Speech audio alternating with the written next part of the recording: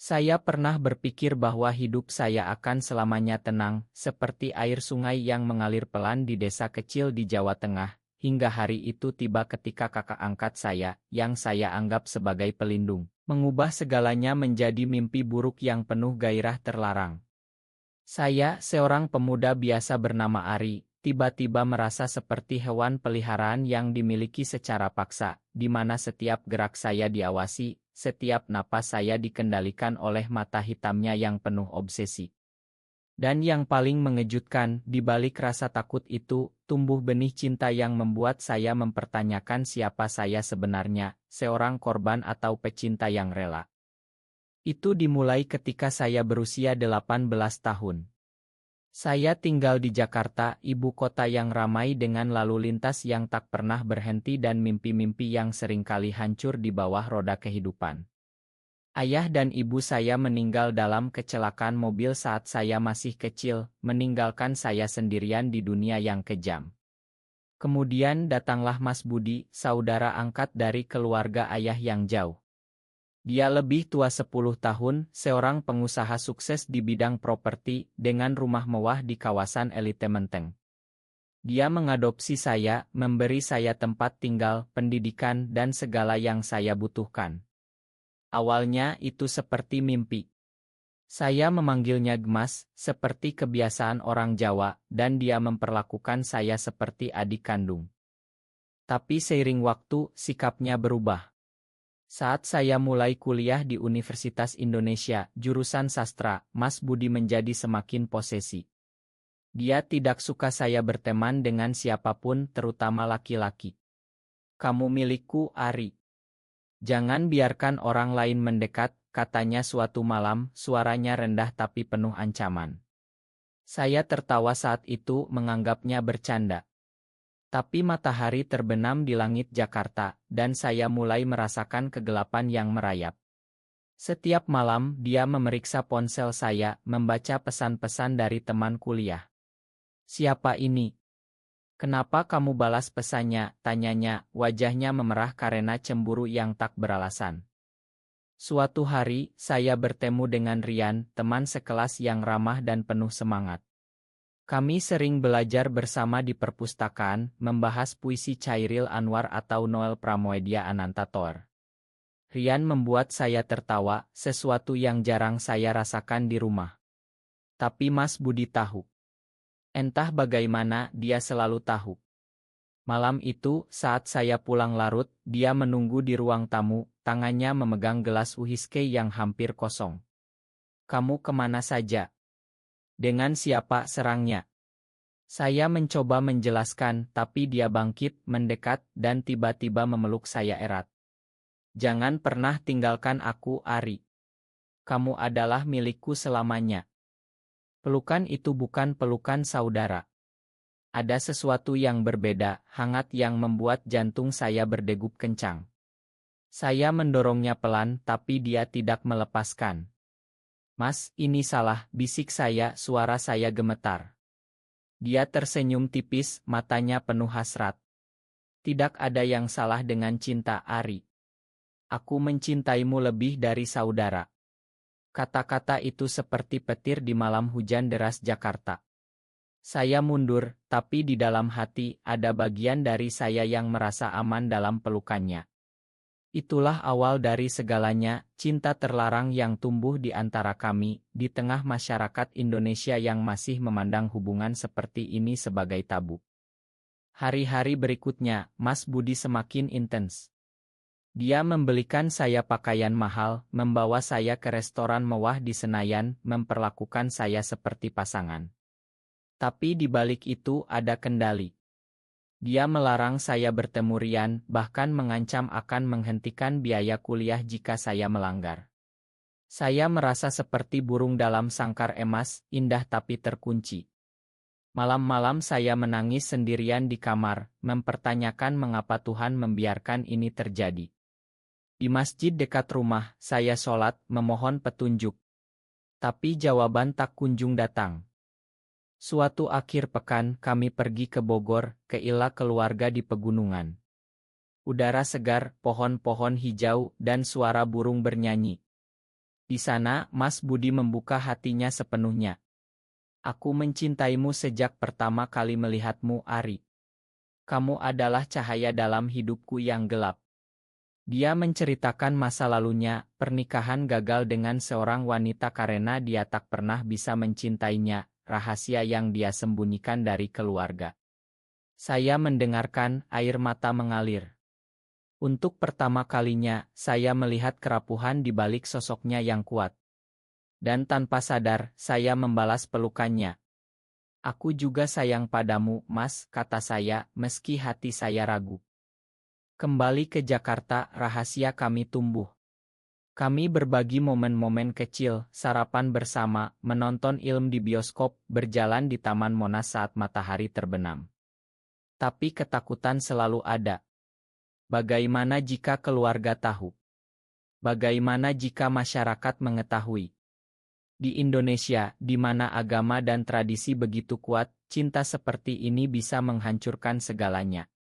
Saya mulai merasa terjebak, seperti hewan peliharaan yang tak bisa melarikan diri. Lalu datanglah konflik pertama. Rian menelepon saya, mengajak bertemu. Saya setuju karena saya butuh teman. Kami bertemu di Kai di Tamrin, berbicara tentang mimpi-mimpi kami. Rian memegang tangan saya, Ari, kamu terlihat lelah. Ada apa? Saya hampir menceritakan semuanya, tapi tiba-tiba Mas Budi muncul, wajahnya penuh amarah. Pulang sekarang, perintahnya. Di mobil, dia marah besar. Kamu khianati aku, teriaknya. Saya menangis, bukan begitu, Mas. Aku hanya butuh ruang. Tapi dia tidak mendengar. Malam itu, dia mengunci pintu kamar saya, mengatakan bahwa saya tidak boleh keluar tanpa izinnya. Hari-hari berikutnya adalah neraka. Saya merasa seperti tahanan di rumah sendiri. Mas Budi bekerja, tapi dia memasang kamera pengawas. Saya mencoba melawan, tapi setiap kali, dia mengingatkan betapa dia telah menyelamatkan saya. Tanpa aku, kamu apa, Ari? Kamu akan hidup di jalanan. Kata-kata itu menyakitkan, tapi benar. Saya bergantung padanya. Di tengah itu, cinta kami tetap ada, sentuhan lembut di pagi hari, bisikan sayang di malam. Tapi itu bercampur dengan rasa takut. Suatu hari, saya menemukan surat dari keluarga ayah. Mereka ingin bertemu, membahas warisan.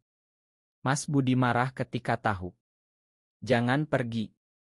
Mereka akan memisahkan kita. Tapi saya pergi diam-diam, naik kereta ke Semarang. Di sana, paman saya menceritakan rahasia, Mas Budi bukan saudara angkat biasa. Dia pernah jatuh cinta pada ayah saya, tapi ditolak. Sekarang dia melihat saya sebagai pengganti. Hati saya hancur. Apakah cinta ini nyata atau hanya ilusi? Kembali ke Jakarta, saya konfrontasi Mas Budi. Kenapa kamu bohongi aku, tanya saya. Dia menangis, aku takut kehilanganmu. Malam itu kami berpelukan, tapi benih keraguan telah ditanam. Keraguan itu tumbuh seperti rumput liar di musim hujan. Setiap hari, saya memandang Mas Budi dengan mata baru, bukan lagi pelindung, tapi seseorang yang mungkin memanipulasi saya. Tapi cinta tidak mudah hilang. Di pagi hari, saat dia menyeduh kopi tubruk untuk saya, senyumnya masih membuat hati saya meleleh. Selamat pagi, sayang, katanya, dan saya membalas dengan senyum paksa. Di kampus, saya menghindari Rian, tapi dia mencari saya. Ari, kamu berubah. Apa yang terjadi, tanyanya. Saya tak bisa jawab karena takut Mas Budi tahu. Suatu malam, badai melanda Jakarta. Hujan deras mengguyur kota, banjir merendam jalan-jalan. Mas Budi pulang basah kuyup, wajahnya lelah dari meeting bisnis. Saya menyambutnya dengan handuk hangat, dan dia memeluk saya. Hanya kamu yang aku punya, Ari. Kata-kata itu menyentuh, tapi juga menekan. Kami duduk di sofa, menonton berita tentang banjir tiba-tiba, dia mencium kening saya. Janji tak pernah tinggalkan aku.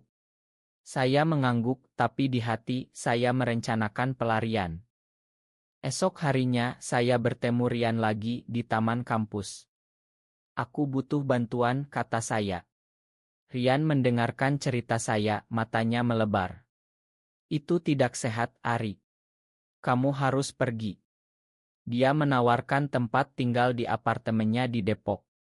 Saya ragu tapi setuju. Malam itu saya packing barang diam-diam, tapi Mas Budi pulang lebih awal. Dia menemukan tas saya. Mau kemana? Tanyanya, suaranya dingin seperti es. Saya gemetar, aku butuh ruang, Mas. Dia tertawa pahit, ruang. Kamu pikir bisa hidup tanpaku? Pertengkaran meledak. Dia melempar as bunga, pecahannya berserakan. Aku yang besarkan kamu. Aku yang beri segalanya, teriaknya. Saya menangis, tapi kamu perlakukan aku seperti barang milik. Dia mendekat, memegang bahu saya keras. Karena kamu memang milikku. Saat itu, saya dorong dia, dan lari keluar rumah. Hujan deras membasahi tubuh saya. Saya naik ojek ke Depok, ke tempat Rian. Di apartemen kecil Rian, saya merasa bebas untuk pertama kalinya. Kami berbicara hingga larut, dia memeluk saya sebagai teman. Kamu aman di sini, katanya. Tapi malam itu, mimpi buruk datang. Saya mimpi Mas Budi sendirian, menangis. Pagi harinya, pesan masuk, kembalilah, Ari. Aku tak bisa tanpa kamu. Hati saya sakit. Apakah ini pengkhianatan dari saya?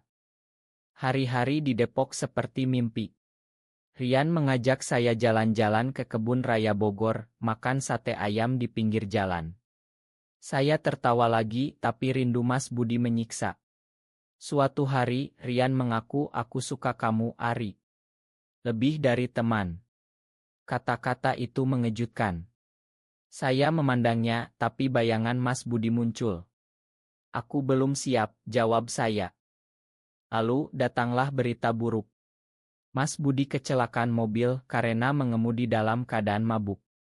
Saya dapat telepon dari rumah sakit. Hati saya hancur, saya buru-buru ke sana. Di ruang ICU, dia terbaring lemah, mata tertutup. Makan aku, Ari, bisiknya saat sadar. Saya menangis, memegang tangannya. Aku kembali, Mas. Dokter bilang dia selamat, tapi butuh waktu pulih. Selama pemulihan, saya rawat dia di rumah. Sikapnya berubah, lebih lembut, kurang posesi.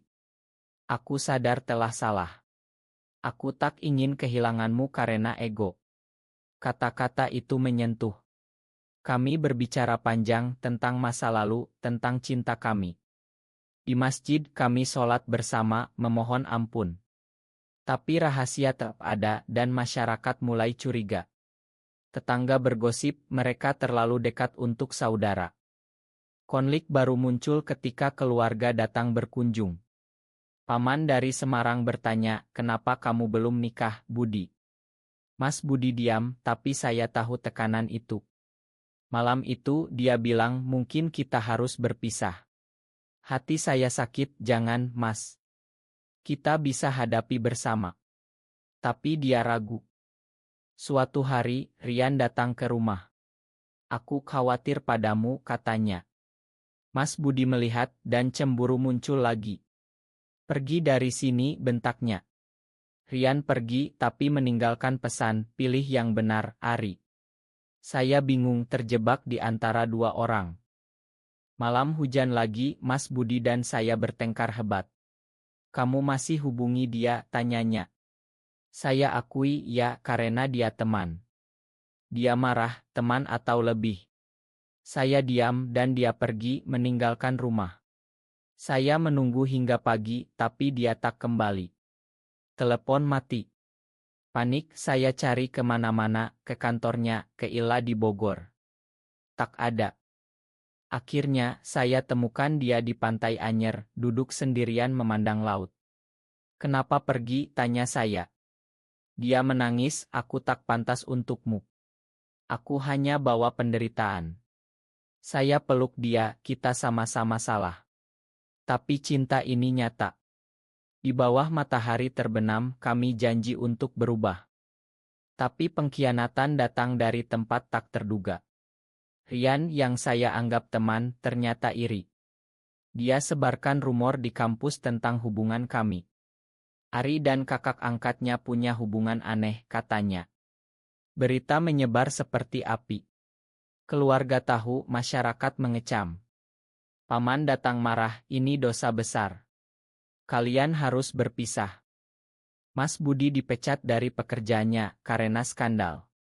Saya dikeluarkan dari kuliah sementara. Dunia kami runtuh. Di tengah itu Mas Budi bilang, pergilah, Ari. Hidup bebas. Tapi saya tolak, kita hadapi bersama. Kami pindah ke Bali mencari kedamaian. Di sana, di tengah sawah hijau dan pura-pura suci, kami mulai lagi. Mas Budi buka usaha kecil, saya lanjut kuliah online. Tapi luka lama belum sembuh. Suatu malam, Mas Budi dapat telepon dari mantan istrinya. Dia ingin kembali menawarkan kehidupan normal. Ini kesempatan untuk aku, Ari. Untuk kita berdua lupakan ini. Kata-kata itu seperti pisau. Apakah dia khianati saya? Saya berdiri di teras ila kecil kami di Ubud, Bali, memandang sawah yang hijau subur di bawah sinar matahari pagi. Angin sepoi membawa aroma bunga rangipani, tapi hati saya gelisah. Mas Budi duduk di dalam, memegang ponsel, wajahnya pucat setelah telepon dari mantan istrinya, Sinta. Dia bilang dia masih cinta Ari. Dan keluarga mendukung kami rujuk. Kata-katanya kemarin malam masih bergema, membuat saya merasa seperti tanah longsor di lereng gunung. Aku tak mau dengar itu, Mas, jawab saya, suara saya gemetar. Dia mendekat, memegang tangan saya. Ini demi kebaikan. Di Indonesia, kita tak bisa hidup seperti ini selamanya. Masyarakat akan hancurkan kita. Air mata mengalir di pipinya, tapi saya lihat keraguan di matanya. Apakah ini pengkhianatan? Setelah semua yang kami lalui, dia memilih jalan mudah. Hari itu, saya jalan sendirian ke pasar Ubud, membeli buah dan rempah untuk masak. Pikiran saya kacau. Di sana, saya bertemu turis asing yang ramah, tapi itu tak membantu. Kembali ke Ila, Mas Budi sedang packing. Aku akan ke Jakarta besok, bertemu Sinta. Hati saya hancur. Jadi kamu tinggalkan aku, tanya saya. Dia diam, lalu peluk saya. Ini bukan akhir. Aku lakukan ini untuk lindungi kamu. Malam itu, kami tak tidur. Kami berbaring di tempat tidur, tangan saling genggam. Ingat pertama kali kita ke sini, tanya saya. Dia tersenyum, ya, kamu takut monyet di Monkey Forest. Kami tertawa, tapi air mata bercampur. Di pagi hari, dia pergi ke bandara. Saya sendirian, merasa seperti hewan peliharaan yang ditinggalkan pemiliknya. Hari-hari berikutnya adalah siksaan. Saya bekerja di kai lokal, melayani turis, tapi pikiran selalu ke Mas Budi. Pesan darinya datang, aku tiba di Jakarta. Semuanya baik. Tapi tak ada kata sayang. Saya coba hubungi, tapi dia sibuk. Lalu, datanglah kabar dari teman lama, Mas Budi bertemu Sinta di restoran mewah. Foto mereka beredar di media sosial. Hati saya seperti ditusuk. Saya putuskan pergi ke Jakarta. Naik pesawat, hati berdebar. Di sana, saya ke rumah lama di Menteng. Pintu dibuka oleh pembantu, Tuan Budi tidak di rumah. Saya tunggu di taman hingga malam. Akhirnya dia pulang dengan Sinta di samping. Ari, kenapa kamu di sini? Tanyanya, terkejut. Sinta memandang curiga, siapa ini? Mas Budi gugup, adik angkatku. Kami bicara di ruang belakang. Kamu bohongi aku, Mas. Kamu kembali padanya, tanya saya. Dia menunduk, ini rumit. Keluarga memaksa. Aku tak ingin kamu terluka lagi. Tapi saya lihat dia bahagia dengan Sinta. Jadi cinta kita palsu. Air mata saya mengalir. Dia peluk saya, tidak, tapi kita harus realistis. Saya pergi, hati hancur. Menginap di hotel murah di Tanah Abang, saya menangis sepanjang malam. Esok harinya, Rian hubungi saya. Aku dengar kamu di Jakarta. Datanglah ke sini. Saya pergi ke apartemennya. Dia sambut dengan pelukan. Aku selalu ada untukmu. Kali ini saya biarkan.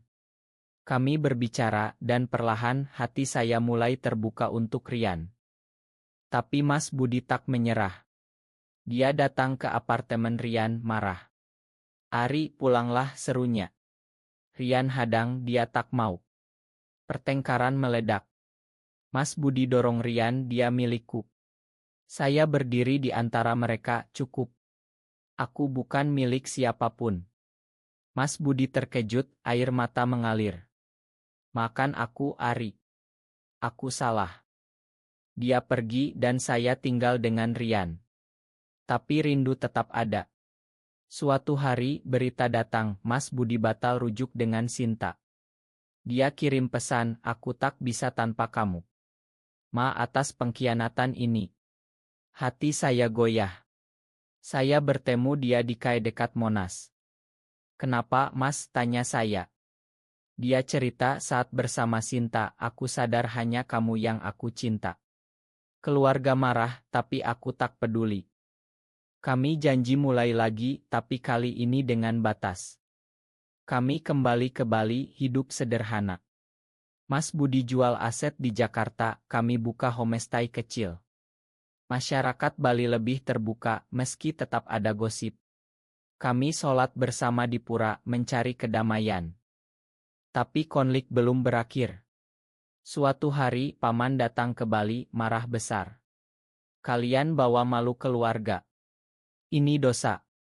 Dia ancam laporkan ke polisi meski tak ada bukti. Mas Budi hadapi, ini hidup kami. Pergilah.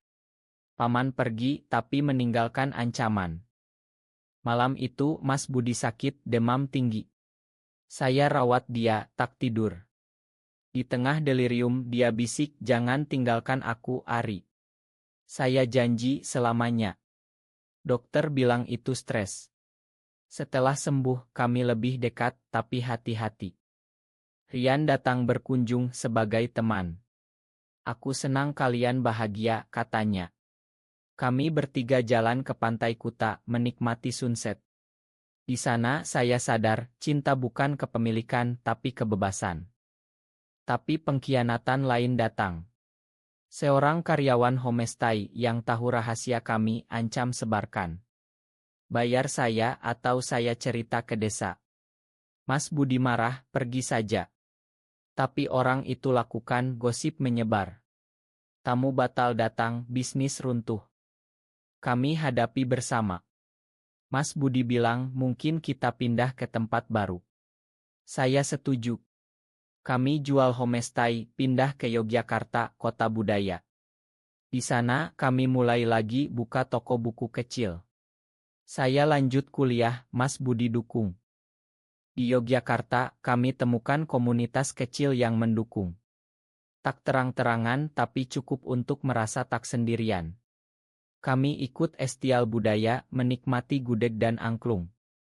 Cinta kami tumbuh lebih matang tanpa obsesi. Tapi masa lalu kembali. Sinta datang ke Yogyakarta, aku hamil, Budi.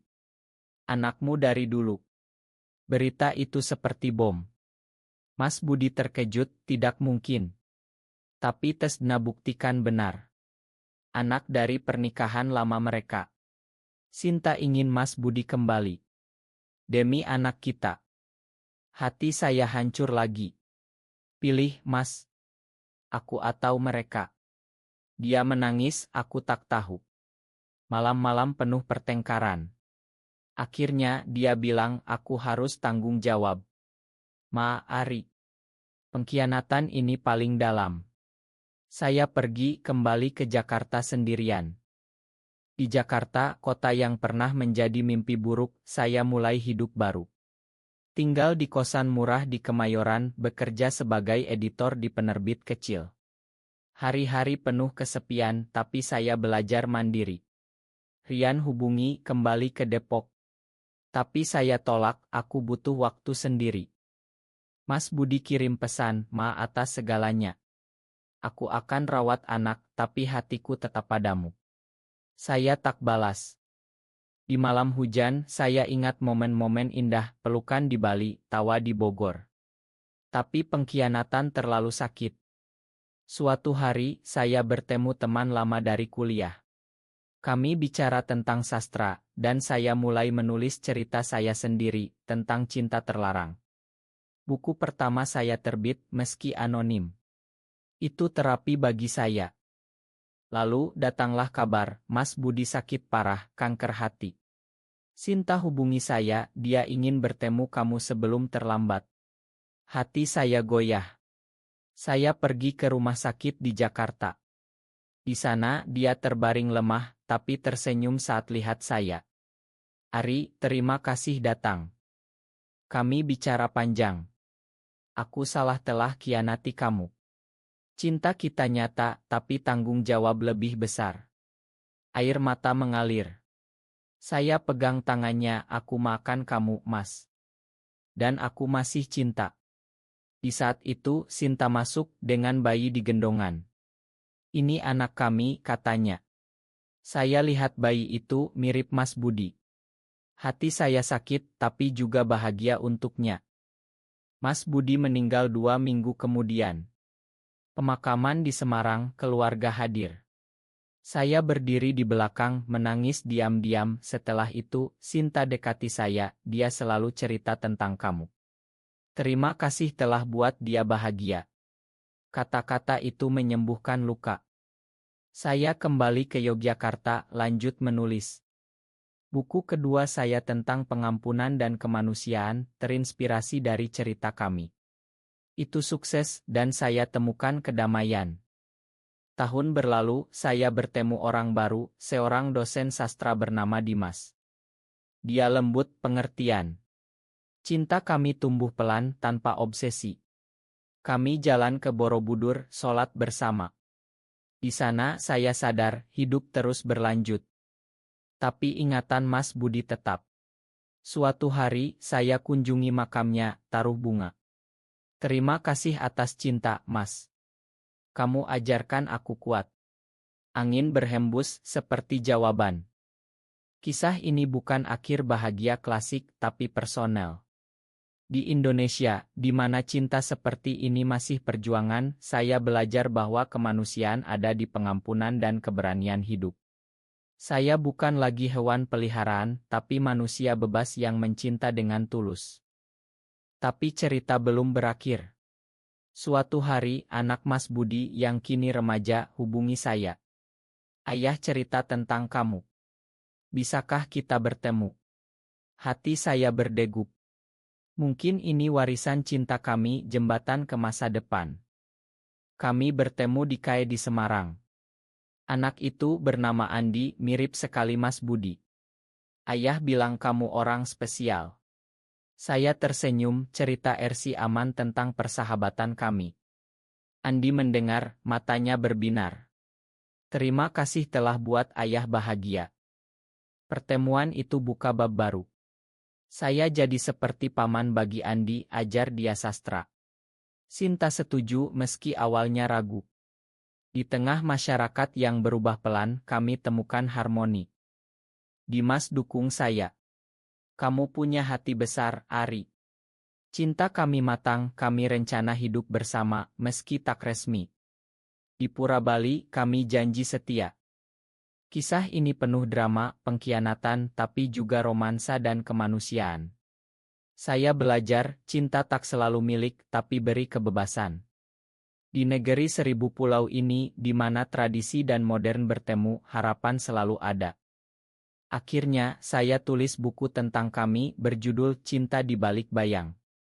Itu jadi bestseller, membuka diskusi tentang di Indonesia. Banyak yang terinspirasi meski ada kontroversi. Saya berdiri tegar, ingat Mas Budi. Hidup terus, dengan luka yang jadi kekuatan.